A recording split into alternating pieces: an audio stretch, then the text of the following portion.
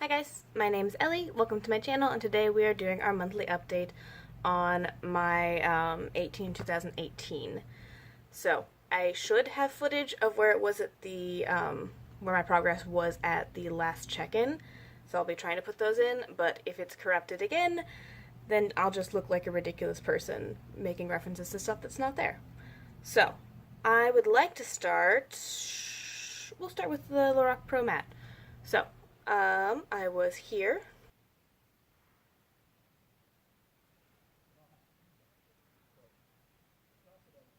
And we have since had both some progress and some tragedies. So, these four I finished all by myself with effort, and then I had a little bit less than this amount, like kind of like the top corner, left in burgundy, and I was tapping my brush to get the excess off, and it chunked out. So all I have is that itty bitty corner, which is sad because I really was liking burgundy. It was a really useful shade. So I had so much more to do with it, and I would have, like, if it had just been like one chunk, I would have probably gotten it up and like crushed it and repressed it with alcohol to kind of sanitize it, but it dropped and shattered. So it was just a pile of powder that I couldn't get back. Which is really frustrating because I think burgundy and pink mauve have been kind of like my two favorite colors in this palette. As you can see, I've made some progress in corduroy. I've been using that in my brows. Chocolate has expanded, and I hit pan in black. Partially because I've been dicking around with it. Like, I'll come home and I'll like play with different ways to do different things, and partially because I did start, I've had some colors where neither chocolate nor burgundy were quite as deep as I wanted the outer section to be, so I've been picking up jet black, kind of layered over the top to make like a really, really dark burgundy or brown without actually going full black.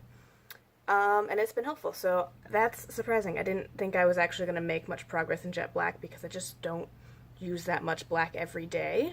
But when you play around with it, you get through stuff. So, that's where we are in the Lorac Pro Matte. And then we'll stick with the eyeshadows and do Naked Basics. So I was here. And now I'm here. As you can see, I did break this up and repress it, and I just have like a little bit on the edges and at the top. This is getting bigger. I might have to crush it up and repress it soon so I can get a good access to it. When it gets all along the edges, it gets really hard to pick up consistently on your brush. Like, you can get like half your brush and stuff, but I like the powder to be evenly dispersed across it. Yeah, I don't know. I still haven't decided if I'm going to do anything with those, and I'm not super excited to start in on Foxy because Foxy is really yellow. Like, that doesn't look bad on camera, but the last couple times I've put it on, maybe that's not so bad. Maybe I just had a bad day. Okay, see, it's a little dark, and it's quite yellow toned, and I'm hoping to remember to start using Venus as like an underbrow highlight. I used to do that. I don't know why I stopped, other than I was playing with different makeup things, and I think Venus is a really good like softer shimmer shade to do something like that with it, and then I can get some progress in it, because I don't like it as a lid shade. It's not impactful enough, but we'll do Swatchy Party. Yeah, it's basically like just a hair above a satin. So on my lids, yeah, it's a little too shimmery to like set my primer, but it's not quite shimmery enough to be something I really want to like kapow my inner lid with. So I think something for an underbrow highlight, that would be really good. So I'm going to try and do that. We'll see how well I remember. And if I leave a brush open for that, I've been switching around how I use my brushes, so the brush I would have used that for, I've been using for something else, so I have to remember to do it first or get a different brush for it. So yeah, that's where we're at. We'll see what happens. Depending on how fast I go through the brown in here, I might start working on faint as a brow color. I don't know. It'll depend on how I'm feeling. We'll see. And then the last one is, oh, not the last one. Next one, Anastasia Beverly Hills Moonchild Glow Kit. I was here.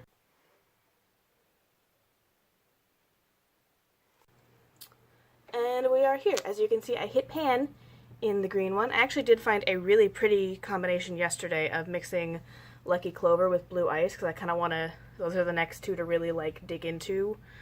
Blue Moon and Blue Ice. Pink Heart, I'm just kind of savoring because I really do like that, and I had previously hit pan. It's just been repressed to be flat. So I have pan in 3 and one I've hit pan in previously. So I'm feeling better. I'm feeling more excited.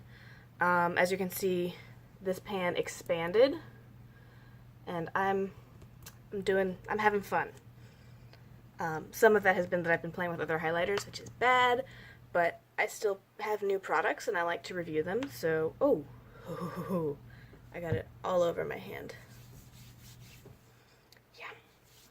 So, I'm going to try and focus in a little bit more on this, and also be very careful where I'm tapping off my brush, because that chunk falling out of the Lorac Pro Matte made me really sad, because I liked it. And then the last one is the Tarte Exposed Blush. I will put where I was here.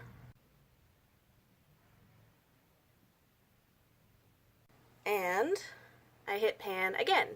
So this is one that I've crushed and repressed a couple times now. I think I repressed it before the start of this, and then I dropped it and repressed it again. So now we have pan in the middle. It's just been working really well with a lot of the looks that I've been doing.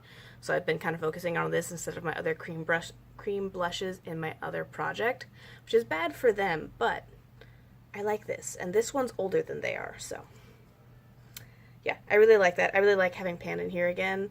I feel like this one blends in really nicely with the bronzer I've been using. Just kind of makes like a nice rosy glow on my face. So that's what I've been doing. That's where I'm at. So this is actually kind of a lot of progress for how early in the year I am, at least for the eyeshadows. I was expecting these to take a lot longer, so we might be rotating in some other things, because once Naked goes, that's the last shade I really like in my crease. Like, I could potentially try mixing some of the darker tones with the lighter tones to see what they do, but I don't know how I'm gonna like that. We'll play with it and we'll see. If we do hit the next couple months and I run out of transition tones and crease shades, we might pull in some other palettes. So I've got a couple. Like, if I really wanted to dig into it, I have my Tarte original Tartelette, the all matte one, that has some really good crease shades. I could potentially dick around with, since I'm also doing 1 month 1 palette, which I will link up here. I might consider trying to grab ones that have transition shades I like, instead of just what I've been doing is getting ones that are mainly shimmer shades to deal with the fact that I'm doing mattes for panning. I don't know. Or I could like take some of my older ones and try and get them done. I don't know yet. I haven't decided. I have thoughts and opinions. So, thank you guys for watching. Hopefully this was fun for you. Let me know what you're panning, or if you're thinking about panning stuff, and how you're doing in the comments down below. And I'll see you next time. Bye.